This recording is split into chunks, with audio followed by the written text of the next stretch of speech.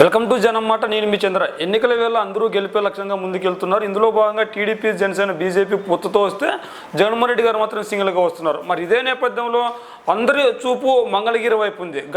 గతంలో నారా లోకేష్ గారు ఇదే నియోజకవర్గం నుంచి పోటీ చేసి ఆళ్ల రామకృష్ణారెడ్డి గారి చేతిలో ఓడిపోయారు. అంటే 2014 ఎన్నికల్లో మంగళగిరిలో ఆళ్ల రామకృష్ణారెడ్డి అతి స్వల్ప మెజారిటీతో గెలిస్తే నారా లోకేష్పై భారీ విజయమే సాధించారని చెప్పుకోవచ్చు. మరి ఇదే నేపథ్యంలో నారా లోకేష్ గారు మరోసారి మంగళగిరి నియోజకవర్గంలో పోటీ చేస్తున్నారు. అయితే వైఎస్ఆర్ కాంగ్రెస్ పార్టీ ప్రతిష్టాత్మకంగా తీసుకున్న ఈ నియోజకవర్గానికి ప్రత్యేకంగా నిధులు కేటాయించి మంగళగిరి నియోజకవర్గాన్ని అన్ని దిక్కుల అభివృద్ధి చేస్తూ ప్రజల మనసును గెలుచుకుంది. ప్రజలకు నిత్యం అందుబాటులో ఉండే ఎమ్మెల్యే ఆర్కే గారు ఉన్నారు.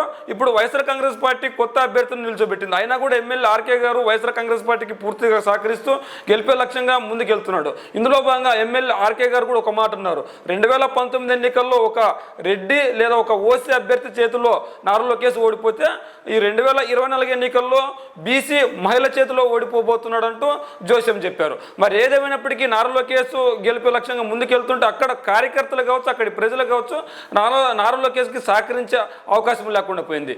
ఇందులో భాగంగా వాళ్ళ ప్రచార యావని ఒక వేరే వ్యక్తి వేసుకున్నారు. ఏ విధంగా పోస్టల్ బ్యాలెట్ ద్వారా వాళ్ళు ఏవైతే 6 గ్యారెంటీలు ఉన్నాయో 6 గ్యారెంటీలను ప్రతి కుటుంబానికి చేర్చే విధంగా చెన్నై నుంచి పోస్టల్ బ్యాలెట్ ద్వారా మంగళగిరి పార్టీ ఆఫీస్కి పోస్ట్ చేశారు. అయితే అవి ఇక్కడ ఏపీలో రిసీవ్ చేసుకున్న పోస్టల్ బ్యాలెట్ వారు ఈ భారీ సంచుల్లో ఏమున్నాయని చూస్తే ఇవి బయటపడ్డాయి. ఇందులో టీడీపీ, జనసేన, బీజేపీ పొత్తు పెట్టుకున్నప్పటికీ టీడీపీ, జనసేన ఇద్దరు పోటీలు మాత్రమే ఉన్నాయి. బీజేపీ పోటు లేదు, బీజేపీ గుర్తు లేదు. అంటే ఉమ్మడి అంటే టీడీపీ, జనసేన, బీజేపీ ఉమ్మడి లోగోతో ఒక లోగోని రిలీజ్ చేశారు. ఆ లోగో లేకుండా కేవలం నారా లోకేష్ లేదంటే పవన్ కళ్యాణ్, చంద్రబాబు నాయుడు గారి ఫోటోలతో మాత్రమే ఈ 6 గ్యారెంటీ పేరిటలతో ఉన్నాయి. అయితే నిన్నగాక మొన్న జరిగిన చిలుకలూరుపేటలో బీజేపీకి ఘోర అవమానం జరిగింది. నరేంద్ర మోదీ గారికి సన్మానం చేయకుండా నరేంద్ర మోదీ గారు మాట్లాడుతుండగా మైక్ కట్ చేసి వినిపించకుండా చేశారు. మరి ఇంతటి ఘోర అవమానం చేసిన మరోసారి బీజేపీకి భంగపాటు తప్పలేదు. అయితే బీజేపీ నాయకులు కూడా గరంగరం ఉన్నారు. ఏ విధంగా ఖచ్చితంగా బీజేపీ పొత్తు పెట్టుకుంది, మరి బీజేపీ ఫోటోలు ఎందుకు వెళ్ళలేదు, బీజేపీ లోగోని ఎందుకు వెళ్ళలేదు, బీజేపీ గుర్తుని ఎందుకు వెళ్ళదని ప్రశ్నిస్తుంది.